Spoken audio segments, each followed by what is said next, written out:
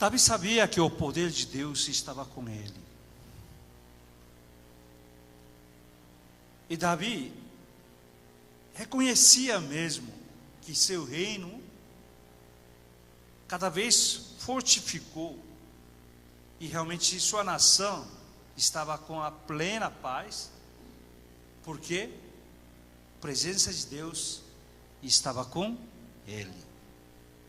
Ele sempre reconhecia isso. Quem que não reconhece? Mas ele é um pouco diferente. Isso que nós queremos aprender. Ele sabia que a presença de Deus estava com ele. Por causa disso, pela graça de Deus, que ele vivia tão bem. Sua nação forte.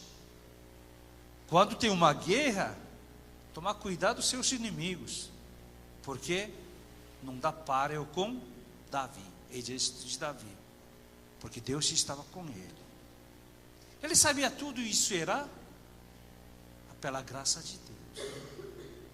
Ele conhecia, ele reconhecia, por isso ele guardou.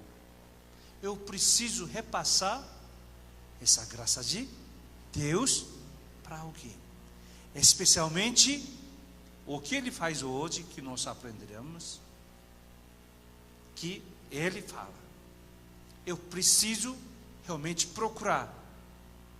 Alguém sobreviveu da casa de Saul? Espera aí, Saul é quem é? Não era rei anterior? Não era seu inimigo que queria matar ele todo o tempo? Naquela época, ainda a época de hoje também, mas geralmente naquela época, quando um império toma do poder do anterior, o que eles fazem, primeira coisa que eles fazem, é chamar todos os seus descendentes real, executá-los tudo. Não somente os príncipes, não. Todos os seus servos, o que tem ligação para não ter mais rebeldia, entendeu? Rebelião. Primeira coisa que quando um novo rei assume, ele pega toda a família de rei anterior, todos os seus servos, aí mata todo mundo.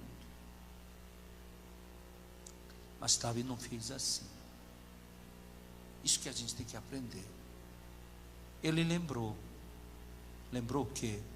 Lembrou graça de Deus. Então ele lembrou, eu tinha recebido graça do meu melhor amigo Jonatas. Pai dele queria me matar, mas Jonatas era meu amigo fiel. Ele me cuidou muito, num momentos muito críticos, que quando seu pai queria acabar, quer dizer, pai dele era sogro dele. Na verdade, Jonatas é melhor amigo, mas ao mesmo tempo ele era cunhado dele. Mas, mesmo a família, pessoas eram diferentes. Então Davi se lembrou. Então, irmãos, hoje, o título de hoje fala vida de graça para fazer bondade. E nada mais assim, você tem que ter uma vida graciosa para fazer bondade, outra graça para outras pessoas. Amém? Porque você quer ter uma vida cheia de bênção de Deus e graça de Deus. Esse é princípio celestial. Deus entrega essa graça. Pessoa que recebe graça, você tem que ter grande responsabilidade. As coisas que vêm de Deus, você tem que ter responsabilidade. Não é somente você usufruir e terminar a sua vida aí. Não, você tem que repassar, você tem que retribuir, você tem que compartilhar, você tem que dividir para a pessoa. E Davi sabia disso. Por quê? Ele sabia que ele chegou onde ele chegou é puramente pela graça de Deus. Então ele sentiu, eu tinha recebido muito graça pelo meu amigo, meu cunhado Jonatas. Então eu tenho que cuidar. Então, em primeiro lugar, Davi era um homem que cumpria promessa. Você quer ser a pessoa abençoada, então cumpra a sua promessa. Como Davi queria cumprir sua promessa? Porque ele confiava na promessa de Deus. Ele sabia que Deus cumpria a sua promessa. Um homem que respeita a promessa de Deus, essa pessoa também sabe cumprir promessa com outras pessoas. Mesmo que você se leve a prejuízo, essa pessoa cumpre promessa.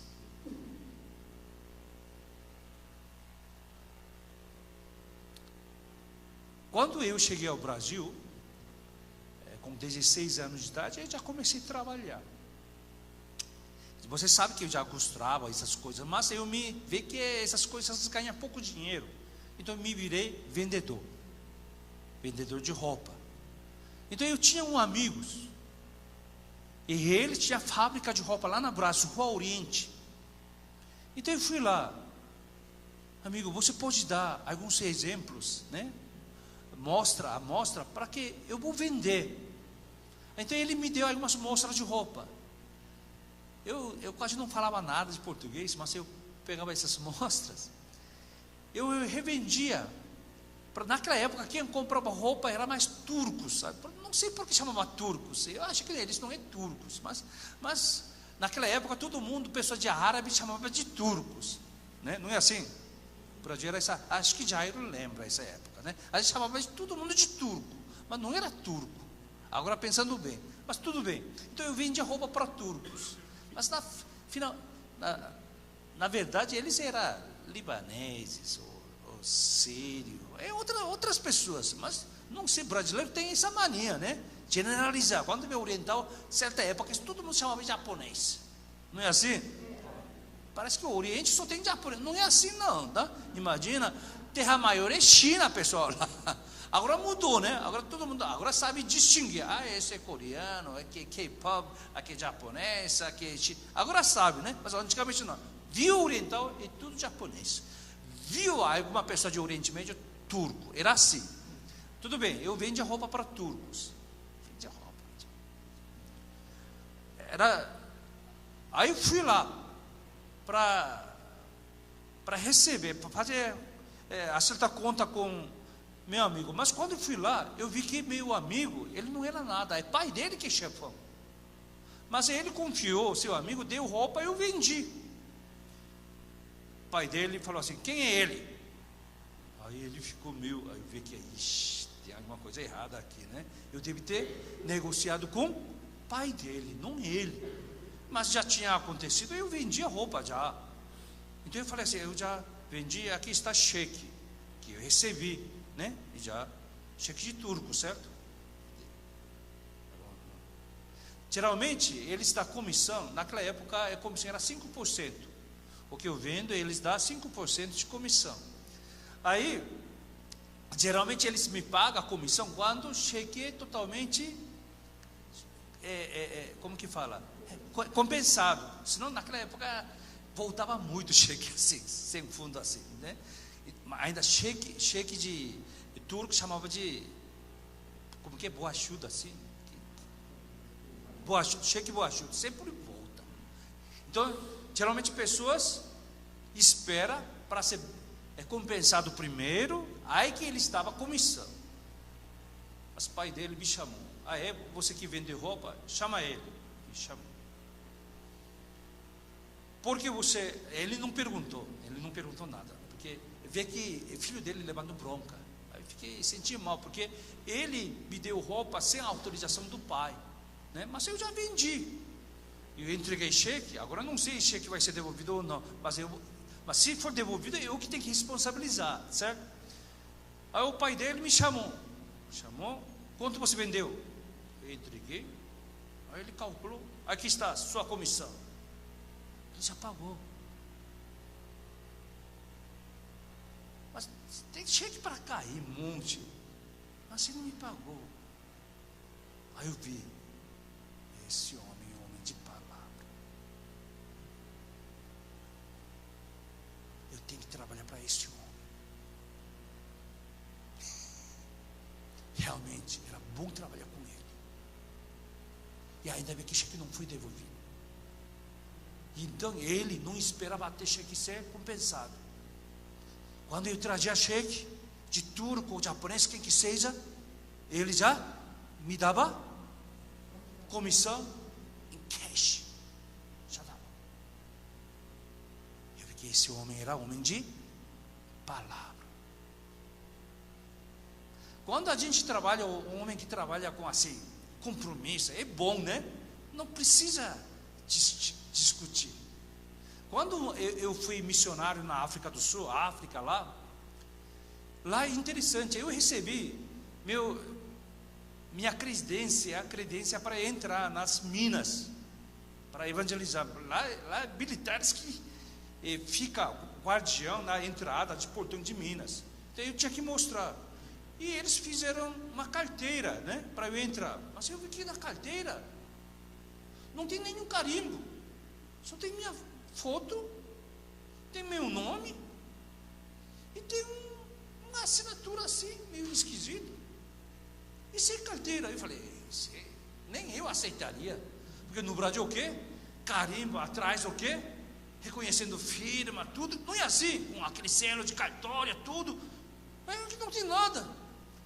Aí eu perguntei para o meu chefe da missão do departamento: senhor, alguma coisa está errada aqui. O nome dele é Freud, né? O missionário Freud. Está errado, tem que ter carimbo aqui, reconhecendo essa assinatura. Aí ele me olhou: não estou entendendo o que você está falando. Não, é o seguinte: quem que realmente comprovar que eu sou missionário? Eu? Então o senhor tem que assinar. Eu assinei lá embaixo. Aí, você que assinou? Porque não tinha nome dele. Então, como a pessoa sabe que você que assinou? Ele me olhou: de onde você veio? Eu falei: eu vim do Brasil. Aí ele falou: como você consegue viver um país tão desconfiado?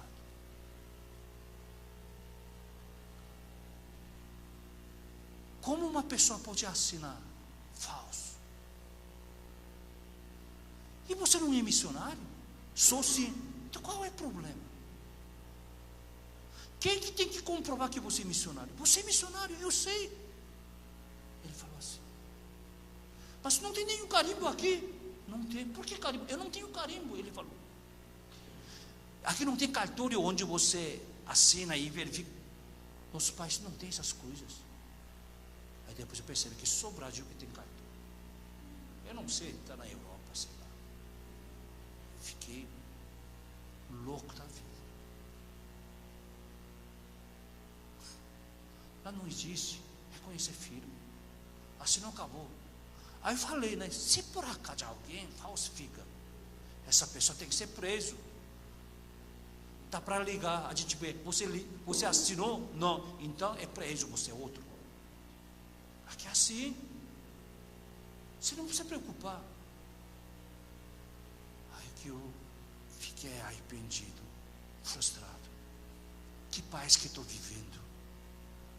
Eu fiquei triste. Afinal de contas, não é assim? Era ridículo.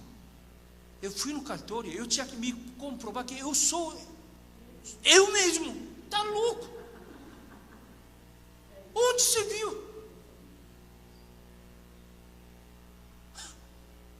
Não sou eu. Não, senhor, tem que trazer alguma coisa que identifique, identidade que confirma que é senhor. Mas isso quando outra pessoa que vive no meu lugar, eu mesmo vivo aqui, mas não dá. Mas sou eu. Não dá. Meu Senhor, era assim. Você viu onde a gente está vivendo? Não, aqui não tem mais confiança, aqui não tem promessa. Presta atenção, por isso o nosso cristão tem que ser bem alerta. Que mundo que a gente está vivendo? Era muito difícil me comprovar que sou eu. A vida é assim. Aqui pelo menos. Mas eu fui na Coreia. Minhas filhas que nasceram no Brasil. E lá não é cartório, é subprefeitura, tipo assim. Eu fui lá. Eles falaram, olharam assim: qual é o nome das suas filhas? Escrevi. É isso mesmo, né? Escreve de correto, é esse nome que vai sair. é sua filha. Então, aqui está sua identidade. Acabou.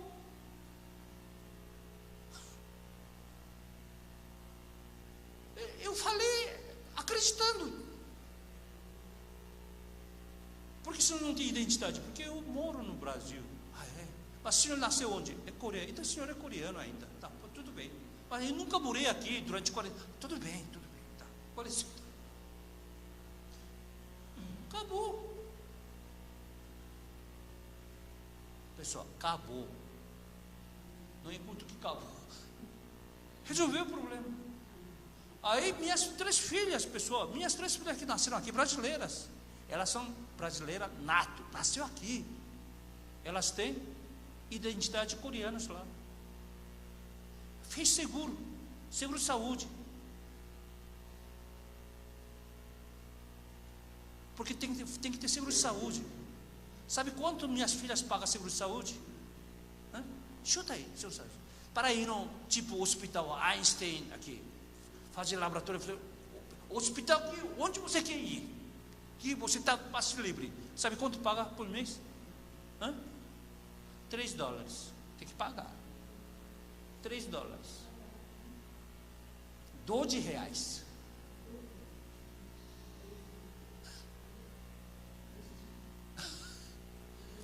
Eu fiquei doente 2 semanas, que tinha que comprar antibiótico, não é caro assim. Minha esposa, ela é filha de médico, então ela é chato, né? Em termos de remédio, tem que tomar remédio assim. Aí, médica fez remédio de 1 semana. Aí quando ia pagar remédio, todo mundo assustou. Muito caro, porque eu não tenho identidade. Eu que nasci na Coreia, eu não tenho, porque eu não moro lá, né? Minhas filhas que nasceram aqui, elas têm. Então elas têm seguro de saúde, eu não tenho. O que aconteceu? Fez todo assim, tratamento, e compramos remédio, saiu conta de remédio. Aí pessoas assustaram, porque minha conta saiu $20, né? E mano, quanto que é?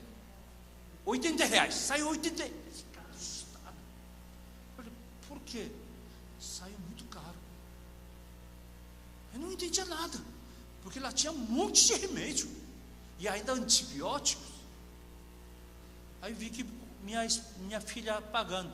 Minha filha pagou 3 mil. É R$12 de novo. Remédio dela é R$12.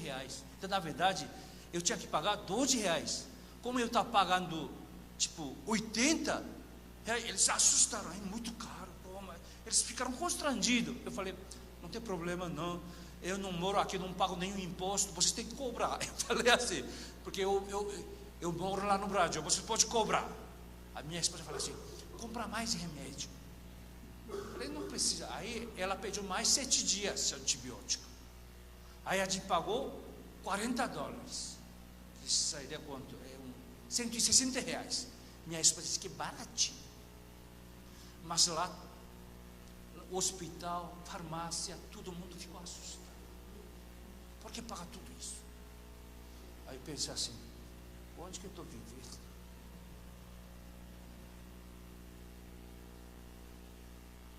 Mas minha terra é Brasil, aí eu voltei, tá? Mas não é assim. Mas é assim, eu não vou morar na Coreia. É bom para passeio, tá? Eu não moro na Coreia, não. Eu moro no Brasil. Mesmo porque aqui está cheio de ladrão, cheio de tromba. Eu gosto aqui, eu amo, eu vou morrer aqui. Hã? Não, eu não vou. Você vai. Você vai. Remédio é barato, todo médico é barato. Você pode morar, mas eu fico aqui, tá? Você não vai entender nada lá, tá? Tudo bem. Então, hoje a palavra de Deus é o seguinte: Davi, ele era um homem de promessa, homem de palavra. Por quê? Ele confiava quem? Deus. Deus é Deus de palavra. Não é assim? Deus é Deus de palavra. Quando vocês oram, vocês têm que ler a Bíblia. Onde tem promessa, você tem. Deus, não está escrito assim, o Senhor tem que me ajudar. Deus, mas assim que a gente ora em nome do Senhor Jesus Cristo. Se vocês pedem em meu nome, eu darei todas as coisas. Jesus diz. Por isso que a gente ora em nome de Jesus Cristo. Tá? Então, a gente tem que ser o quê? Homem de palavra, homem de promessa. O mundo fala homem de palavra, mas a gente não fala homem de palavra. Homem de promessa de Deus. Amém? Ele era a promessa de Deus.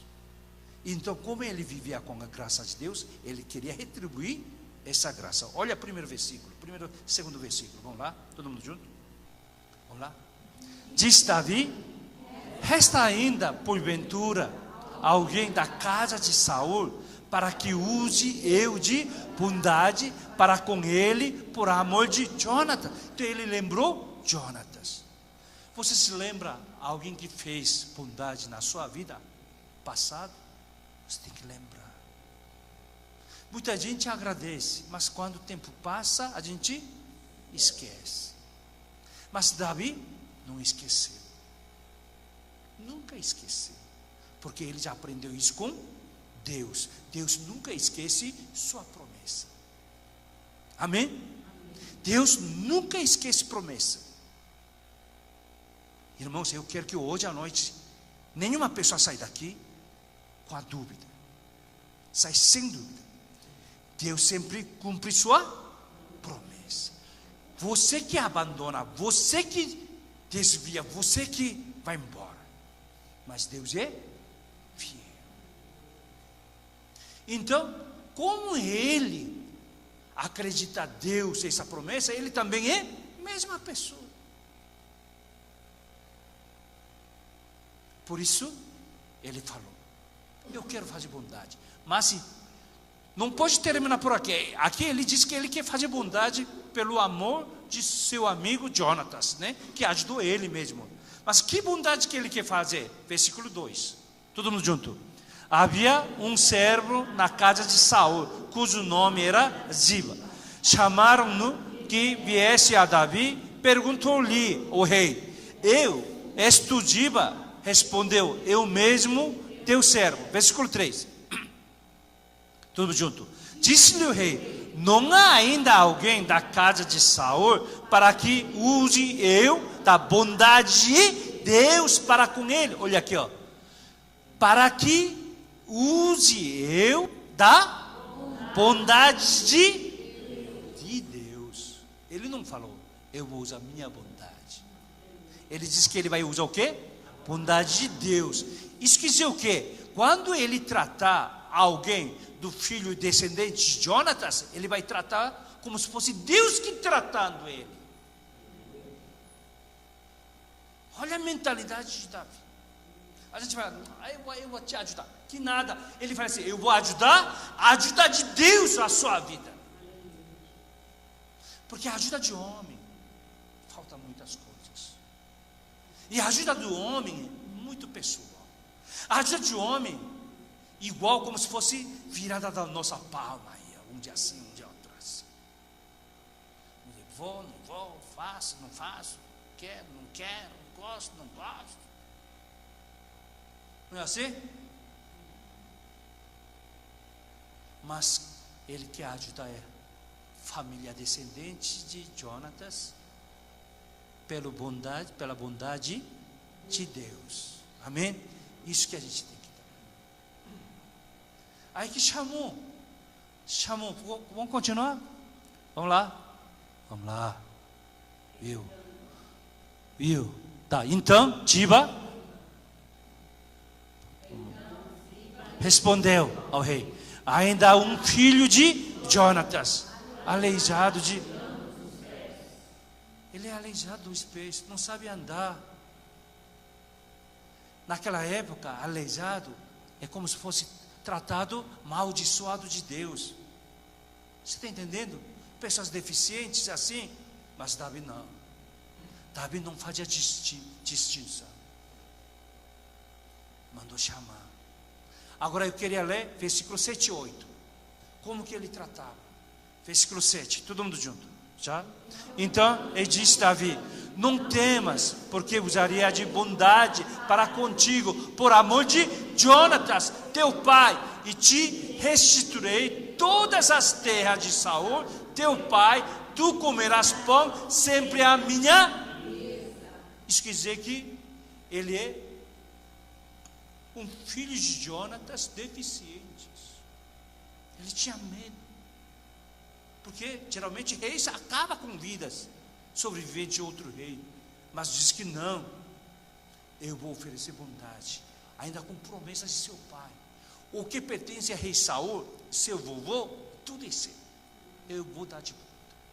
E ainda você vai comer junto comigo na minha mesa. Isso quer dizer o quê? Ele considerando ele como seu filho, como seu príncipe, que realmente ele comia com os príncipes, e ele é tratado como príncipe. Esse Mefibosete, um homem aleijado, coxo, mas como Saul tratava ele como príncipe. Olha versículo 8, esse Mefibosete, todo mundo junto? Então se inclinou e disse: quem é teu servo para teres para um cão morto? Ele fala que ele é o quê? Cão morto. Ele não fala assim. Se fosse a gente falar assim: ainda bem que você reconheceu, eu sou família real. Não é assim? Não é assim? Eu sou aleijado, mas eu que era neto do rei Saul. Não é assim?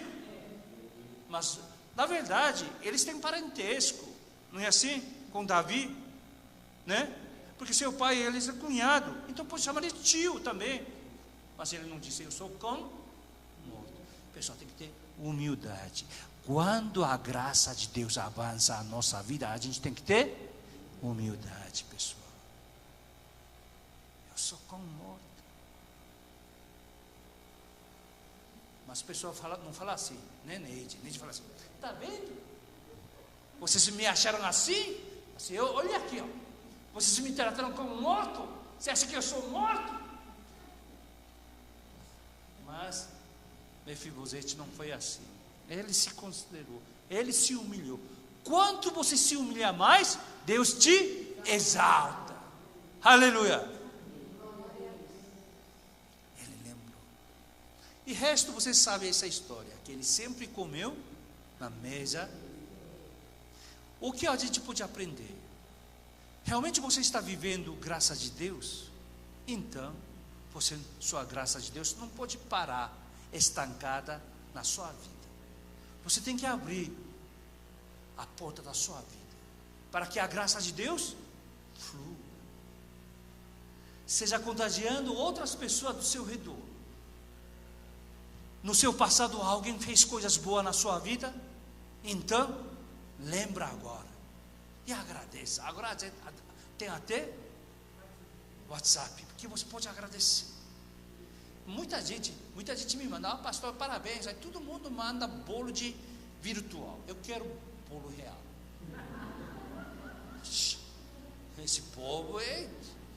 Esse povo só dá coisas melhores, tudo virtual. Eu falei: pensa que eu sou um homem virtual, eu sou carne e osso. Melhor em vez de mandar 1000 bolos de virtual, melhor trazer um pastel. Então, pessoal, a gente tem que aprender que você tem que saber reconhecer, lembrar. Se por acaso alguém esqueceu, no passado alguém te ajudou, que recebeu de coração, então você tem que lembrar, tem que aplicar já amanhã ou de à noite, já mandar mensagem, manda um bolo virtual. Mas é bom você levar um convite de noite água à vida. Foi 2 alunos, Stanford é uma das melhores universidades nos Estados Unidos. Stanford, 2 jovens, faltava dinheiro para pagar sua escolaridade, porque as escolas são caras. Então esses caras bolaram: vamos fazer uma apresentação de piano. Aí eles conheceram um grande pianista, Padre Buski, polonês naquela época, muito famoso. Então eles contataram, vem aqui na nossa faculdade, que a gente vai promover uma apresentação, né? Esse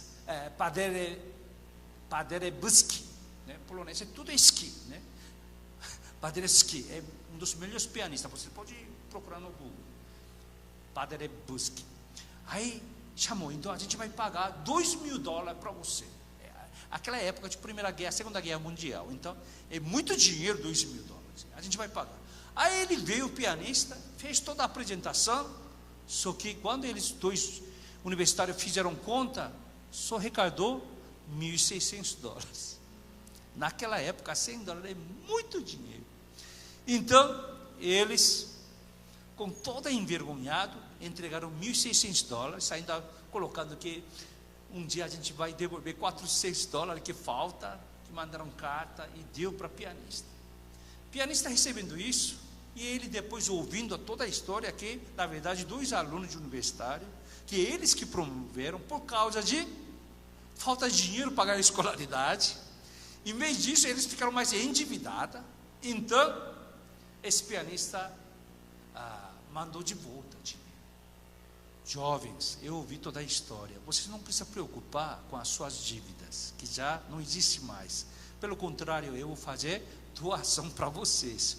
Usa esses $1.600 para vocês pagar sua escolaridade. Resolveu o problema. Passou tempo, muito tempo.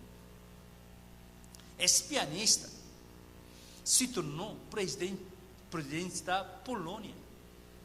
Ele se torna esse Paderewski. Pode vocês procurar. Ele se torna presidente da Polônia. Aí, só que na Guerra Mundial, a Europa fica fome, né? Muita fome. E ele, esse presidente, percebeu que a Polônia, muito povo, muita gente vai morrer de fome. Não somente a guerra, não, vai morrer de fome. Então ele percebeu que quem pode ajudar é só o americano. Só o governo americano que pode dar essa doação de alimentos para sobreviver polonenses. Então ele queria pedir oficialmente isso e conversando com seus ministros, mas seu ministro falou assim, exterior, mas presidente, já chegou um monte de comida, americanos já mandaram um monte aqui, que a gente, aí realmente eles resolveram a fome do povo. E assim que a guerra terminando, e durante assim ele ficou muito agradecido, ele mesmo, o presidente Paderewski, ele viajou para os Estados Unidos para agradecer para o presidente. Então ele, naquela época, o presidente era Herbert Hoover. Então ele procurou o presidente Hoover. Foi lá, presidente Hoover, muito obrigado pela sua bondade, que nosso povo conseguiu sobreviver.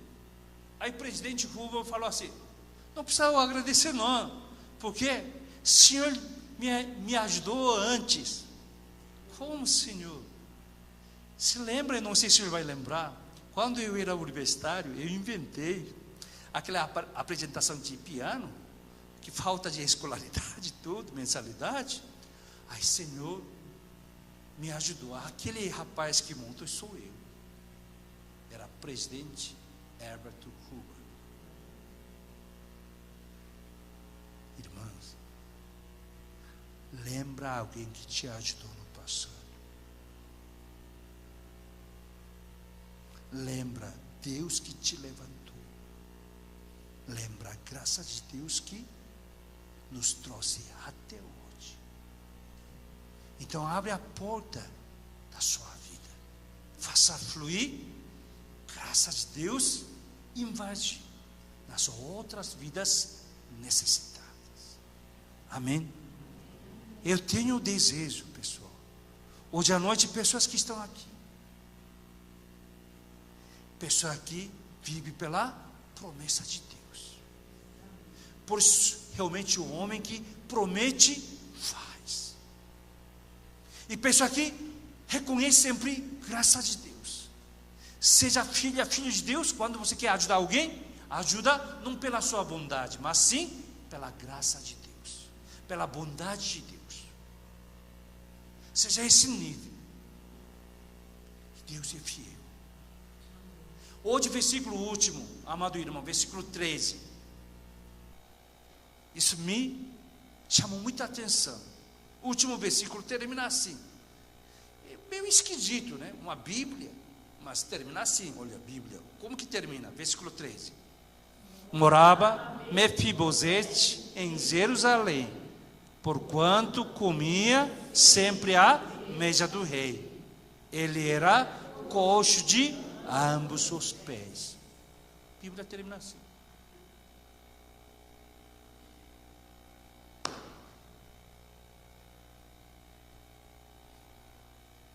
Eu sou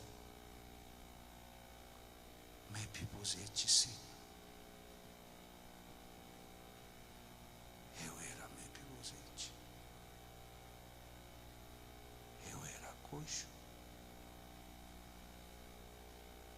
Eu era jovem que não tinha mais rumo da vida. Aqui no Brasil, jovem clandestino, que não sabia falar português. Deus me colocou na sua casa. Eu sou Mefibosete, sim. Deus me colocou frente do Davi. Quem é esse Davi na minha vida assim?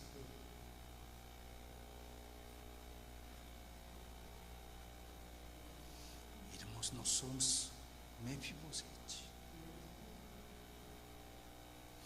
Mas Deus nos trouxe aqui e sempre comer como se fosse rei e rainha, com a sua mesa. Viva bem, tá? E honra com a sua vida. E sua vida sempre Deus tratará como um rei.